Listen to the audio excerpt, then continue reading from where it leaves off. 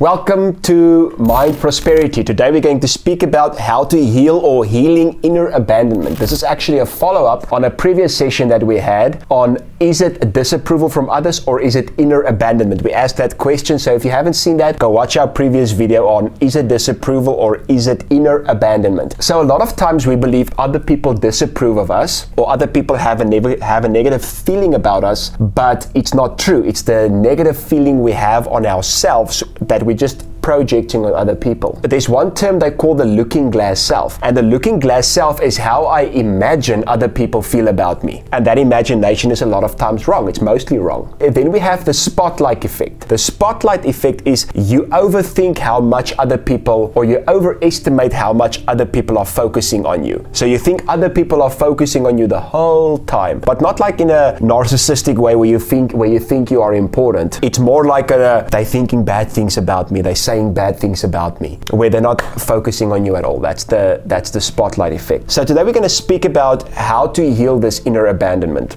The first part that I want to focus on is the importance of understanding yourself. It's important to understand yourself. It's important to have self-awareness, and it's important to know yourself. So I'm going to give you guys a few points on the importance of understanding yourself. The first one, if other people have opinions about you, or if other people criticize you, if I can say it like that, if other people say something about you or to you, why do these opinions matter to you? Because it's not always unhealthy to care about it. Have you ever noticed that people who say, I don't care what anybody thinks about me, those are the people who actually care the most about what other people think about them? That's actually like another band-aid. But asking yourself, why do other people's opinions matter to me? Because other people's opinions, if they are bad or if they are critical, is not always an unhealthy thing. There's a healthy way to see it and there's a healthy way to deal with it. But a person who has inner abandonment issues will just see everything as negative. So if another person really cares about you and they want to see you succeed in life and they give a critical comment on something that you are doing, that's actually out of love and they want to help you. That's not a time for you to get triggered because of it. That's actually a time for you to be thankful for it. And another thing is, if somebody is doing great in an area that you want to do great in, don't take that personally. They're trying to help you. So why do these opinions matter to you? If these opinions matter to you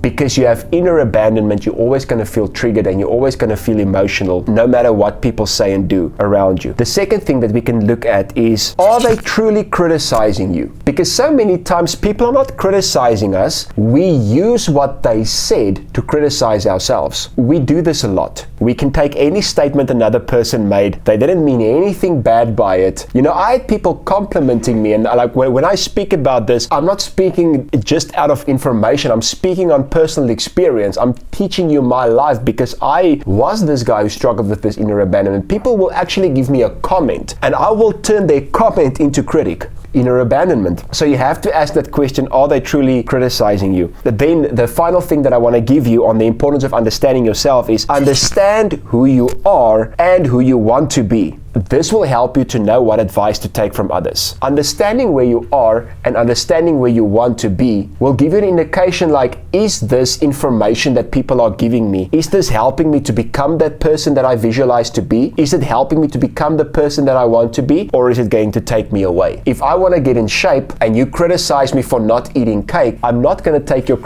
criticism very, very serious because it's not helping me. If I want to become rich, which is a good thing to do, and this is the thing, let me use this as an example. Many people want to become rich, but when you want to become rich, that's when the most critics come, because it comes out of jealousy. I work very hard and I'm struggling, so I'm going to try to pull you down. If you want to become rich, listen to people who's going to help you to become rich. Don't listen to all the critics. But here's a very important thing to understand. Do you believe that you can get there? And you don't need people's approval to get there. So that's also a very nice point, to know where you are and to know where you want to go. Because if I know I want to go somewhere and you criticize where I want to go, that criticism won't really stir me a lot. But if you have inner abandonment, and I know this because I dealt with this, if you have inner abandonment, you will sacrifice yourself, you will sacrifice the person you believe you can become, you will sacrifice your dreams, and you will sacrifice your goals just so that other people can approve of you. And like I said, maybe they don't even disapprove of you. Maybe you are just sacrificing that because you believe believe they are. That's a very bad place to be. So learn to understand yourself. So, how to heal inner abandonment. Here we go. We saved the best for last. We are at Mordor. We're going to throw the ring in the fire. We are at the end. This is the final. How to heal inner abandonment. Before I go on, I just want to encourage you to like this video, to subscribe, leave a comment. It helps with the algorithm. And I also want to say I do sessions on emotional intelligence and mindset and emotional wealth. I do this in companies. I do this in families, in groups, and with individuals. If you are interested to know more, please send me an email. And also we have a wonderful website with a lot of information and online courses that you can do. And if you want to go check out our website address will be on the screen. Number 1, be mindful when you feel triggered. What is a trigger? A trigger is that intense emotional response. When I have that intense emotional response when somebody said something, be mindful. What is mindfulness? And if you really want to know what mindfulness is, go check out my video that I had with Johannes Bertus de Villiers on mindfulness. He writes about mindfulness. Mindfulness, and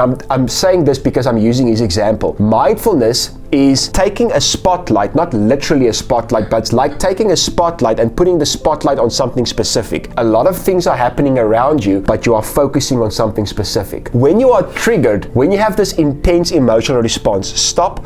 Put the spotlight on the statement, the phrase, or the thing that caused you to become triggered. That will give you an indication why you got triggered. And then you have to ask yourself the question, why did this trigger me? And then you have to heal with the why it has triggered you, because if you heal the why it has triggered you, the same event won't trigger you anymore. So you have to stop and be mindful, right? So if something happens to you that triggers you, go look at what triggered you. And then you have to ask yourself the following question. And this is a question that people are so afraid to ask themselves. I want you to write this down. And I want you to ask yourself this question every single morning when you wake up and every single evening before you go to bed until you can authentically and really answer it. How do I feel about me? Have you ever thought about that? You know, people ask you questions about other people. How do you feel about this person? How do you feel about this person? And we can very easily answer, right? We immediately have an answer on what. But if I say, how do you feel about you? What do you think about you? And we think it's this unhealthy pride to say, I feel good about me. Look at the trigger, then ask yourself, how do I feel about me?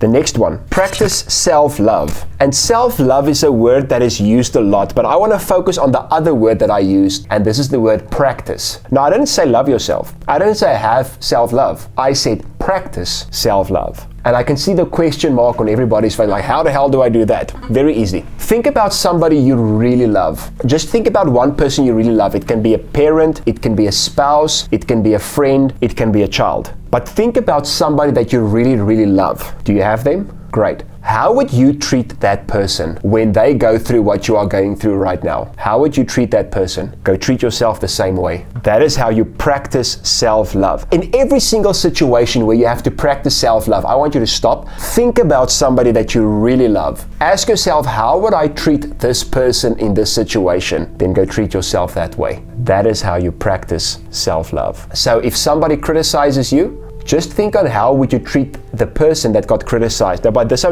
don't mean go punch the person who criticized them. But imagine this person got criticized, you were alone with them in a room, and now you have to encourage them, counsel them. What would you say to them? Go say that to yourself and go encourage yourself. That is how you practice self-love. And the last one, and this is also very important, give it time. It doesn't happen overnight. All of these principles that I've given you now that will help you to heal the inner abandonment, give it time. Practice it day by day and be patient. And another thing that I can say to you is reward yourself for small accomplishments. And reward yourself doesn't necessarily have to be go buy yourself a chocolate or flowers or go watch the new Jurassic World. You can do that. That's how I reward myself. But rewarding yourself can just be like looking at yourself in a mirror and say, well done. Tap yourself on the shoulder and say, I'm proud of you. Those are some things that you can do to reward yourself. And give it time. If there's inner abandonment, it probably won't just disappear overnight. It's going to be a process, but as you go through the process and as you grow, you're going to see that you come out great. Well, thank you for watching.